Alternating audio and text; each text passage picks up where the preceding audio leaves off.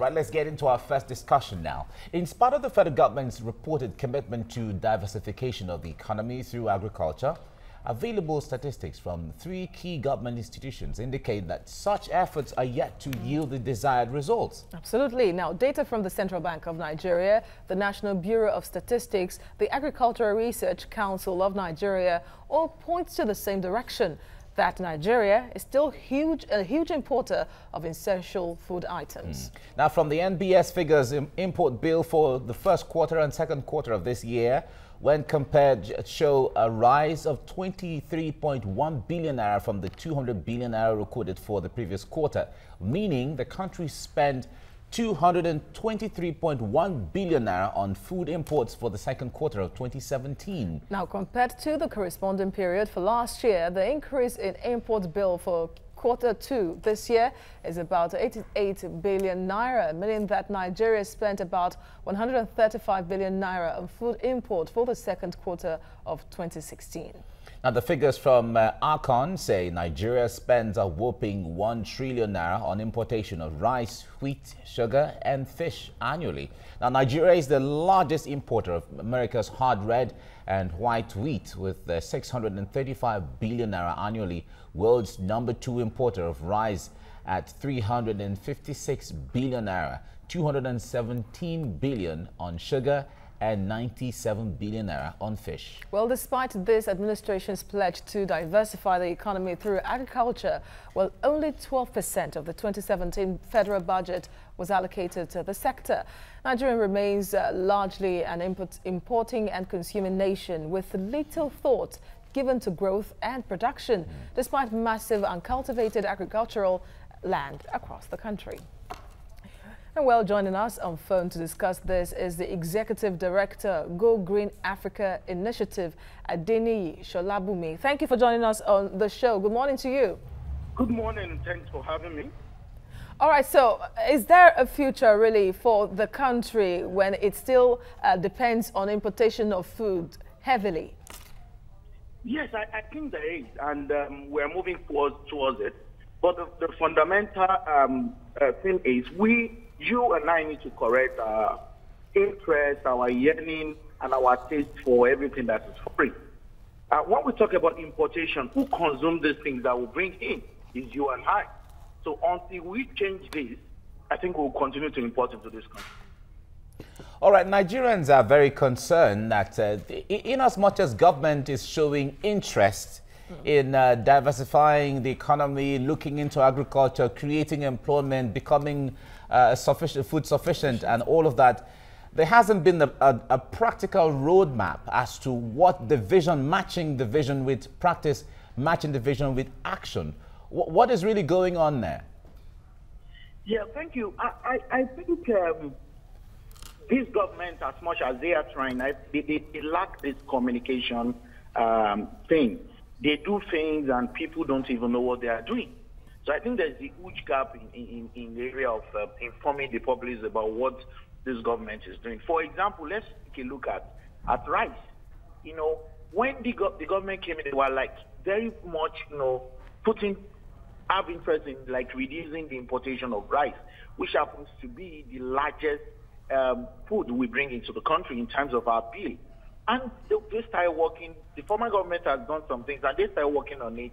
As of today, we are getting stories that, okay, some companies in Thailand are even closing up, and they are approaching the government that they want to set up their processing center in Nigeria because we're not producing a lot of paddy.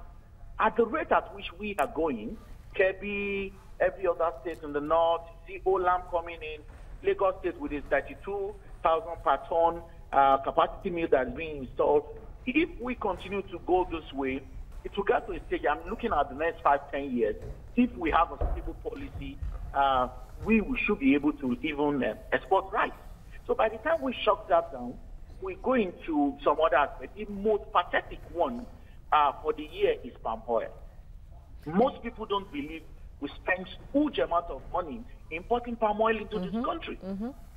So when you look at some of the things we bring into this country, these are things we can do here. So I think the government needs to really communicate, synergize, expose Nigerians to different opportunities along this agri thing.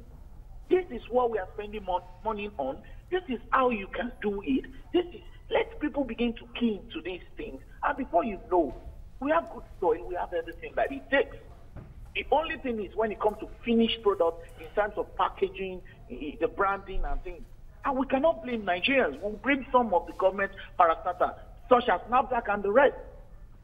So the government needs to really understand what they want to do about it. Before it's achievable, we can reduce our import bill. We can actually reduce our import bill. Well, how achievable is it really when in 2011 the International Fund for Agriculture Development described Nigeria's food situation as very vulnerable because it cannot feed its population, and that's how you get to gauge a government when it comes to promoting agriculture. If you look at the percentage in the Nigerian budget yearly, it's apportioned for agriculture. It's not really encouraging. So getting the country to the point of feeding its population and having enough to even export.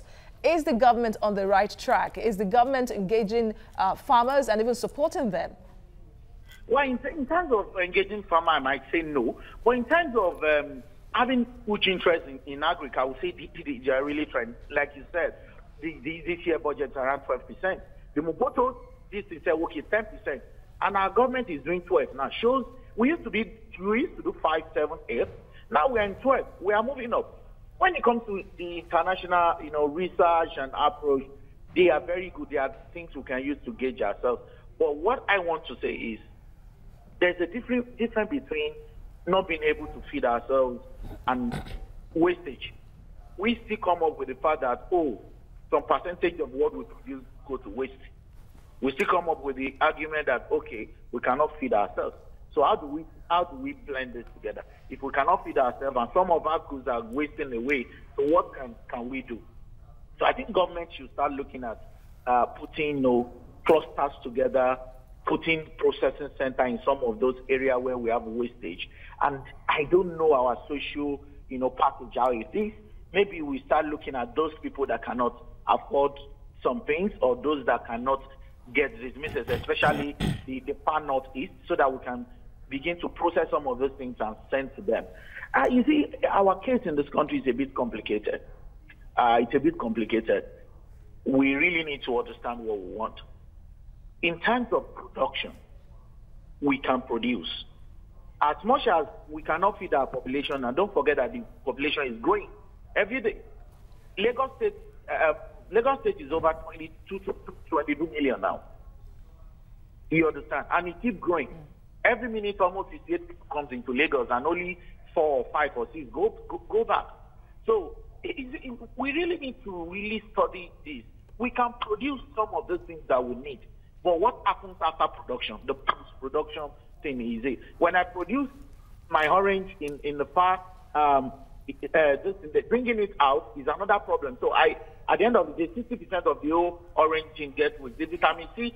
The children in school that need to drink this orange and things are not there. So if government can align this way, okay, move your orange to this spot where government take it off the farmer, I think we'll be able to solve some of this issue. But in terms of production, we have the capacity, we have the technical know-how, and we have the people that are ready to produce. All right, Shola, let me ask this. We have often heard of farmers in Nigeria, or marketers as the case may be, smuggling rice and grain outside of Nigeria to neighboring countries. Now, what should be the focal point here? Is it better for Nigeria to be self-sufficient first, or we should just produce for exportation? Which is best for the country at this time? We have to be self-sustaining first. It's like you are trying to give what you don't have. At the end of the day, you spend the little money you make from that export to still go look for buy again. You understand? You go and buy again. If you are exporting, for example, I'm in the core in farm area now in Ogun State. Now, you notice that the farmers, most especially some, I call them exotic, they are supposed to be staple food, things like plantain. You see farmers cutting plantains and taking to the market to sell. They are not eating the plantains themselves because they want to make money. So that concept is really, when you make this money, you still need to buy something. Then you end up buying a processed food that is being done by another country. So you are spending even more But when you are taking this thing now to the neighboring country, maybe they are buying it per ton, you think you are making money. By the time you come in, you want to buy something again, then that thing you are buying from another processor. So the first thing is, let us be self-sustaining. Let's have those things in large quantity before we can start talking about export. But the thing is, it's always, there's a gap. We have people at the border. The government is there. If government can mop it up, farmers are so much afraid that, okay, if I have those things and I take it to the open market, I might not get value for my produce. But if government can come in that area and mop those things up, I think they will not export it. Now, if government has this system in place that, okay, everything you are doing in this zone, we are fine. We are mopping up. You have the commodity exchange thing. You have the price already.